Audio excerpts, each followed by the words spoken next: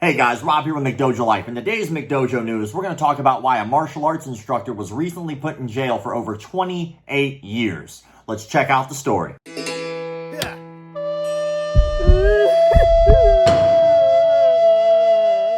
A martial arts instructor who used his position to sexually abuse girls during a relentless campaign spanning more than 3 decades has been jailed for 28 years. Derek Hodder, widely known in the Brixham community by his middle name Ross, raped and indecently assaulted 9 girls between the ages of 13 and 17 years old. He groomed, psychologically manipulated, and abused a succession of young and vulnerable victims, using his involvement in martial arts to get close to them. He pursued them for his own sexual gratification, preyed on their inexperience, turned them against their families, and groomed them by giving them gifts and telling them it's their secret. Hodder managed to carry out his crimes while maintaining an outwardly respectable position in the community. In private, he bragged about how tough he was and how everyone was scared of him. His depraved behavior came to light when a 17-year-old girl said Hodder had raped her. A further 8 women came forward and made similar claims. In June, a jury convicted Hodder of 33 out of 37 offenses of rape, indecent assault, sexual activity with a child, and indecency with a child. After the verdicts, Hodder, who denied all allegations, sacked his legal team, causing delays. But the 65-year-old returned to court on Thursday, November 3rd, to finally be sentenced. About 25 members of the public, including many of his victims and their families, watched as Judge Timothy Rose sentenced the defendant. Judge Rose said, "Your pattern was to seek and persuade them that their parents were not good for them, and present yourself as the caring alternative. You exploited any weakness you could find, and once that happened, you had all of them under your psychological control. This decades-long pattern of offending became a way of life. You persuade one after the other as an active pedophile. All 9 complainants were victims of your sexual offending. 4 were raped on multiple occasions along with other offenses. The offending started when you were in your early 30s and continued until you were 61. Your sexual offending proceeded virtually unadulterated for all that period of time. You were arrested in February of 2018 when you had already embarked upon grooming your next victim. In essence, all of your offending had the same repeated pattern of behavior for which you have become tried, and led to the commission of many offenses. Your method was to separate them from their families and develop a psychological hold, insulating fear and establishing overwhelming control." He said Hodder had presented himself as someone who would care and protect the girls when in fact he was an abuser, hiding in plain sight.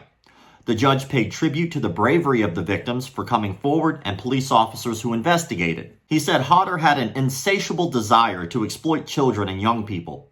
The defendant was told he must serve 2/3 of his sentence before he can be considered for release. The abuse happened between 1986 and 2018.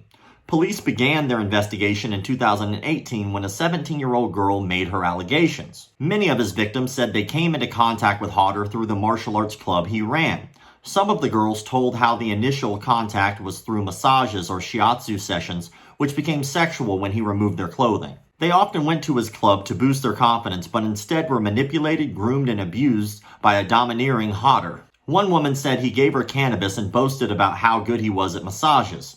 She felt uncomfortable as his hands wandered, but thought it must have been an adult thing. The next massage session, he placed candles and incense around the room and touched her breasts. His contact then progressed to sex, but she had felt too panicked and confused to stop him. Another witness said Hodder complimented her on how pretty she was when she was 13, and this became sexual when she was 14. She now realizes she had been groomed, but at the time Hodder made it feel normal. Another young girl who had went to his martial arts club said Hodder had touched her breast when she was 15 and told her she did not have to be ashamed of enjoying it. Other victims describe Hodder as controlling and having quote-unquote a hold over them. He would sulk if he did not get enough attention from them and preyed on their vulnerabilities. He had to have what he wanted, said one. In total, he committed at least 74 separate rapes on 4 victims.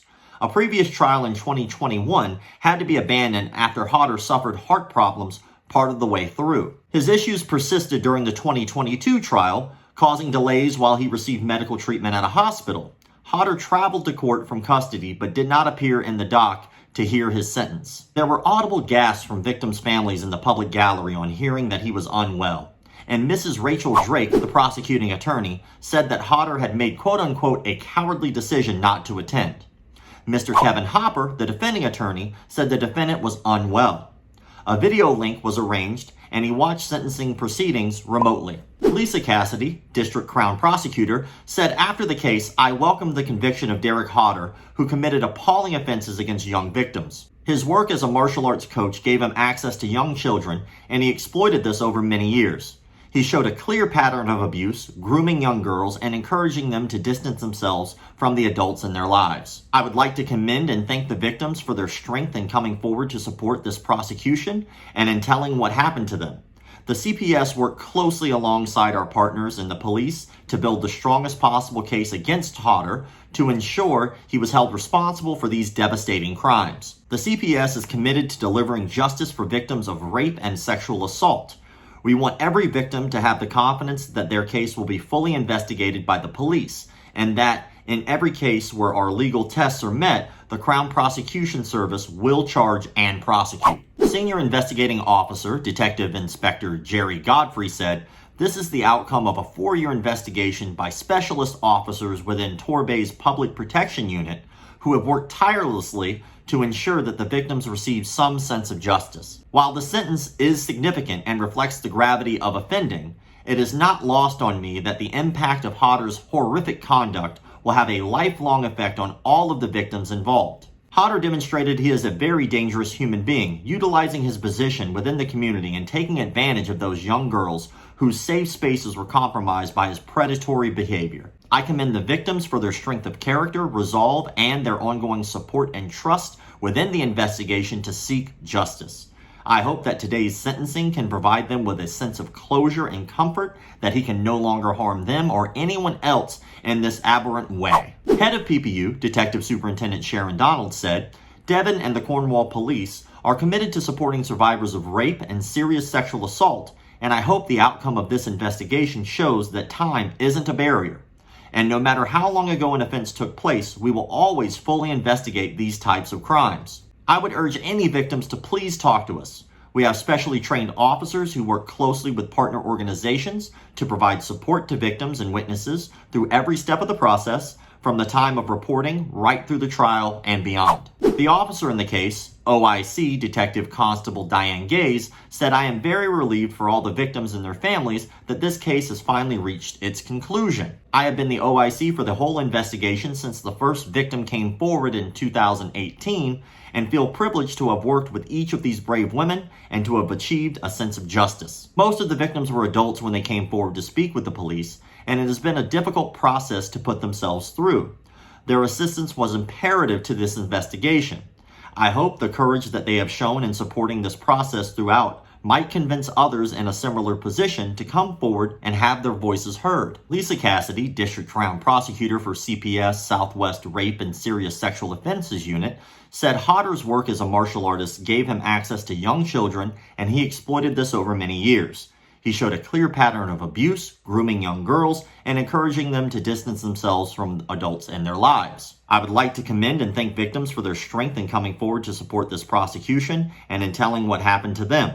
The CPS worked closely alongside our partners in Devon and Cornwall Police to build the strongest possible case against Hodder to ensure he was held responsible for these devastating crimes. The CPS is committed to delivering justice for the victims of rape and sexual assault. We want every victim to have the confidence that their case will be fully investigated by the police, and that in every case where our legal tests are met, the Crown Prosecuting Service will charge and prosecute. Let's unpack that. So this dude, over a very long period of time, was taking advantage of martial arts students by giving them massages and trying to make it seem like that was kind of just a part of the normal routine. During that time, he repeatedly violated those victims over and over and over again over a very long period of time. This dude's clearly been doing this for a very long time, and I'm glad that he was finally caught. But I did notice something that stood out to me in this report that's very important to bear repeating. Almost every person involved in this case, from the prosecuting attorney to the police officers involved to specialty unit investigation teams, all repeated the same thing. They want victims to speak out when something has happened to them. If you have had some encounter where someone has sexually assaulted you, You do not need to keep it to yourself. What happens is this kind of becomes a habit. And once this becomes a habit, it becomes status quo. And then no one speaks out. But if everyone spoke out anytime this happened, do you know what would happen? It would happen less. Because people would know they would get caught. I'm not telling you that this will never happen if more people speak out. Clearly, that's not the case. I'm just saying that there's a good chance that if this kind of becomes the normal pattern of behavior from victims, and victims start standing up for themselves, and it becomes normalized that, hey, once this happens, I'm not holding it in anymore, I'm speaking out, then what happens is we wind up putting more of these people away, and there are less victims. I understand that it's a traumatizing event. I understand that it sucks. But you also have to keep something in mind. If this has happened to you and you keep it to yourself, that person has not just victimized you. You are probably one of many, and by speaking out, you can stop other people from becoming victimized as well. But that's just my 2 cents. I would love to hear what you guys have to say about this in the comment sections below, and I'm looking forward to reading them. As always, thank you all for the likes, comments, shares, subscriptions, and even memberships, because you guys rock, by the way. You help keep pushing this page forward so we can cover stories like that, so thank you to all the members. But to everybody, keep the martial arts legit. So me try present me human with the hard evidence that the seafoods in my man is a fraud who pretends. And I'm pretty sure the boy is a sex offender. I cut him, kick him out the Boy Scouts of America. But my baby now go rap with Foxy, now go in the truth. She said me love Paul and I'm